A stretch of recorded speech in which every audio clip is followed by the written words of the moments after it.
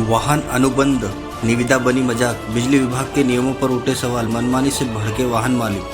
बिजली विभाग की वाहन निविदा प्रक्रिया पर गंभीर आरोप। हाईकोर्ट। हाई रेट तय, लो रेट का कोई नियम नहीं। प्रतियोगिता के चक्कर में घाटे का सौदा करने को मजबूर वाहन मालिक। नहीं है नोटिस बोर्ड, ना ही उस पर चिपका है कोई नोटिस, ना निविदा निरस्त का और ना ही पुनः निविदा आमंत्रण का। सारा खेल चल रहा है व्हाट्सएप कॉल और मैसेज का। जी हाँ, हम बात कर रहे हैं खरगोन जिले के बिजली विभाग कार्यपालन यंत्री विद्युत वितरण केंद्र मंडलेश्वर की। यहाँ पर वर्ष 2026 की वाहन प्रतिबंध अर्थात वाहन किराया निविदा प्रक्रिया अब सवालों के घेरे में आ गई है। बिजली विभाग द्वारा निकाली जा रही निविदाएं अब वाहन मालिकों और ठेकेदारों के बीच मजाक और परेशानी का कारण बनती जा रही है। विभागीय नियमों में स्पष्टता नहीं होने के निविदा प्रक्रिया पूरी तरह अव्यवस्थित नजर आ रही है।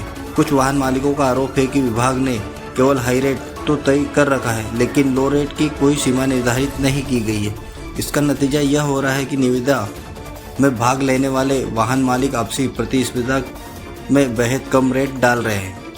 बाद में उन्हीं रेट पर वाहन उपलब्ध कराना उनके लिए आर्थिक रूप से असंभव साबित हो रहा है। बिना टोकन राशि और डिपॉजिट के खुला खेल।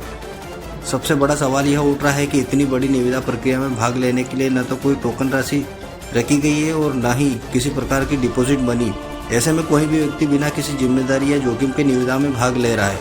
इससे पूरी प्रक्रिया की गंभीरता पर सवाल खड़ा हो रहा है। कुछ वाहन मालिकों का कहना है कि यदि टोकन राशि या सुरक्षा राशि जमा तय की जाती है तो केवल गंभीर और सक्षम लोगों ही निविदा में भाग लेते हैं। वर्तमान व्यवस्था में कई लोग केवल रेट बिगाड़ने और प्रक्रिया प्रभावित करने के उद्देश्य से भी निविदा में शामिल हो रहे हैं। कार्यपालन यंत्री पर पक्षपात का भी आरोप लगा रहे हैं। सूत्रों के अनुसार कई बार निविदा प्रक्रिया पूरी नहीं होने या वाहन उपलब्ध नहीं होने की स्थिति में कार्यपालन यंत्री मंडलेश्वर अपने विवेक अधिकार का उपयोग करते हुए परिचित और पसंदीदा वाहन मालिकों को सीधे सौंप देते हैं। इसे लेकर विभाग की निष्पक्षता पर भी सवाल उठ रहे हैं। विभाग बन रहा है चर्चा और हंसी का विषय। स्पष्ट नहीं नियम, अव्यवस्थित प्रक्रिया और मनमानी व्यवस्था के कारण अब बिजली विभाग आम लोगों और वाहन मालिकों के बीच चर्चा और हंसी का पात्र बन रहा है। सवाल यह है कि क्या विभाग भविष्य में अपने वाहन प्रतिबंध निविदा नियमों में पारदर्शिता और सुरक्षा सुधार लाएगा या फिर इसी तरह विवाद और तमाशा बनता रहेगा। Bureau report, Khargone. सर, वो किस कारण से निरस्त की गई थी और किन किन जगहों पर की गई थी? निविदाकर्ताओं के निविदा स्वीकृत हुई थी, उसमें गाड़ी समय पर उपलब्ध नहीं करा पाने के कारण निविदा निरस्त की गई थी। उसमें मंडलेश्वर वितरण केंद्र, करई वितरण केंद्र और पांडे वितरण केंद्र की निविदाएँ निरस्त की गई।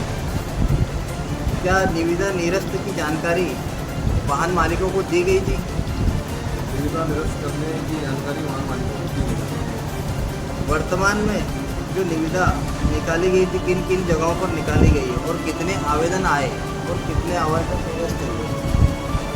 वितरण केंद्र के लिए निविदा बनाई गई थी, जिसमें पाटलिया वितरण केंद्र के अंतर्गत 11 निविदाएँ आई हैं। करई वितरण केंद्र 8 निविदाएँ आई हैं और मंडलेश्वर वितरण केंद्र 8 निविदाएँ आई हैं। अच्छा, इसमें तीनों वितरण केंद्रों पर किन किन पर हाई रेट क्या था और लो रेट क्या था?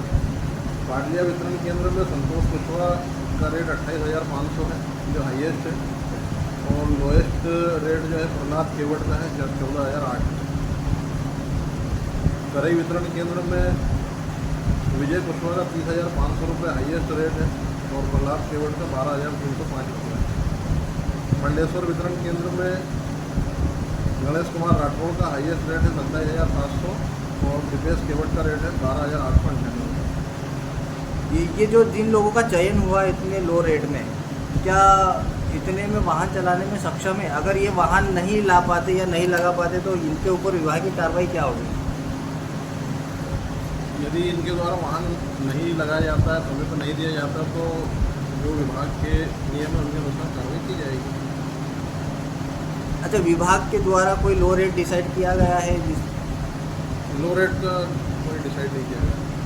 कि सर, शुभ नाम क्या है और पद क्या है आपका? आमिर कुरैशी, कार्यपालन यंत्री, मंडलेश्वर।